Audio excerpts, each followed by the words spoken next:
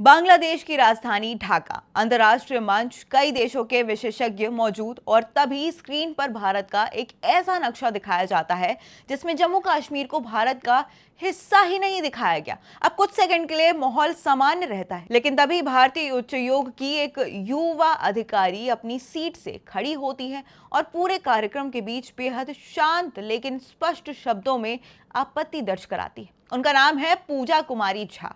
आखिर कौन है ये भारतीय अधिकारी जिन्होंने विदेश की धरती पर भारत का पक्ष मजबूती से रखा?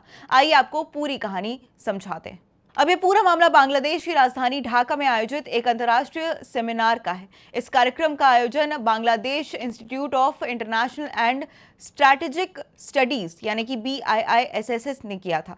इस कार्यक्रम का आयोजन Bangladesh institute of international and strategic studies यानी कि BIISS ने किया था। वहीं सेमिनार में कई राजनयिक, नीति विशेषज्ञ और अधिकारी मौजूद थे। मुख्य व्यक्तियों में बांग्लादेश के पूर्व राजनयिक तारिक ए करीम भी वहां पर शामिल थे। वहीं अपने प्रेजेंटेशन के दौरान उन्होंने एक नक्शा दिखाया, लेकिन उसी नक्शे ने पूरे कार्यक्रम का रुख बदल दिया। प्रेजेंटेशन में दिखाए गए नक्शे में जम्मू कश्मीर को भारत के आधिकारिक मानचित्र में अनुरूप नहीं दिया गया था, जिसके बाद भारतीय उच्चायोग की सेकंड सेक्रेटरी पूजा कुमारी झा की नजर जैसे ही इस स्लाइड पर पड़ी, उन्होंने तुरंत हस्तक्षेप किया। उन्होंने कार्यक्रम के बीच विनम्र लेकिन स्पष्ट शब्दों में कहा कि यह भारत का गलत नक्शा है और जम्मू कश्मीर भारत का अभिन्न और इसी के साथ अविभाज्य हिस्सा है, इसलिए इस तरह का नक्शा स्वीकार नहीं किया जा सकता। वहीं पूजा कुमारी झा की आपत्ति के बाद पूर्व राजनयिक तारिक ए करीम ने सफाई देने की कोशिश भी की। उनका कहना था कि यह नक्शा सिर्फ प्रेजेंटेशन के उद्देश्य से इस्तेमाल किया गया था और इसका मकसद अंतर्राष्ट्रीय सीमाओं पर कोई आधिकारिक टिप्पणी करना नहीं था। लेकिन भारतीय अधिकारी ने यह स्पष्टीकरण स्वीकार नहीं किया और भारत की आधिकारिक स्थिति दोबारा स्पष्ट कर दी। उनका कहना था कि भारत के मानचित्र को किसी भी मंच पर गलत तरीके से नहीं दिखाया जा सकता है। अब इस पूरे घटनाक्रम के बाद वहां मौजूद लोगों के बीच कुछ देर के लिए सन्नाटा छा गया। वहीं कार्यक्रम आगे जरूर चला, लेकिन चर्चा का केंद्र वही घटना बन गई। बाद में इस घटना का वीडियो सोशल मीडिया पर खूब वायरल हो गया और कई लोगों ने पूजा कुमारी झा के शांत लेकिन ऋण रवैये की सराहना भी की। अब सवाल उठ रहे हैं कि आखिर कौन है पूजा कुमारी झा? तो चलिए आपको बताते हैं।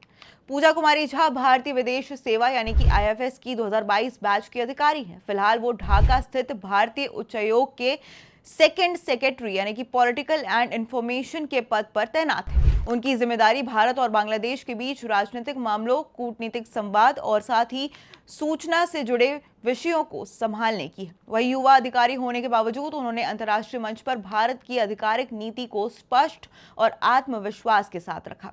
वैसे ये पहली बार नहीं है जब भारत के नक्शे को लेकर विवाद हुआ। इससे पहले नेपाल एयरलाइंस के एक प्रचार अभियान में भी ऐसा नक्शा सामने आया था, जिसमें जम्मू कश्मीर और लद्दाख को भारत के आधिकारिक मानचित्र के अनुरूप में नहीं दिखाया गया था। वहीं उस समय सोशल मीडिया पर भारी विरोध हुआ था और बाद में नेपाल एयरलाइंस ने विवादित तस्वीर हटाकर सार्वजनिक रूप से खेद भी जताया था। हालांकि इस ताजा मामले में यह ध्यान रखना जरूरी है कि बांग्लादेश के पूर्व राजनयिक तारिक ए करीम ने इसे जानबूझकर किया गया कदम मानने से इनकार किया है। उनका कहना था कि नक्शा केवल प्रस्तुति का हिस्सा था और उसका उद्देश्य सीमाओं पर कोई आधिकारिक दावा करना नहीं था। वहीं भारत की ओर से भी पूजा कुमारी झा ने यह साफ किया है कि चाहे संदर्भ ही कोई भी हो, भारत के आधिकारिक मानचित्र को गलत तरीके से नहीं दिखाया जा सकता, ये स्वीकार नहीं किया जाएगा।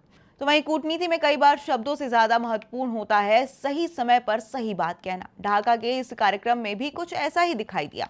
एक तरफ पूर्व राजनयिक का कहना था कि नक्शा सिर्फ प्रस्तुति के लिए दिखाया गया है, तो वहीं दूसरी तरफ भारत की अधिकारी ने बिना किसी आक्रामकता के लेकिन पूरी स्पष्टता के साथ भारत की आधिकारिक स्थिति सामने रखी। अब इस पूरे घटनाक्रम का वीडियो सोशल मीडिया पर खूब वायरल हो रहा है और पूजा कुमारी झा का नाम चर्चा का विषय बना हुआ है, क्योंकि लोग कहीं ना कहीं पूजा कुमारी पर प्राउड दिखा रहे हैं।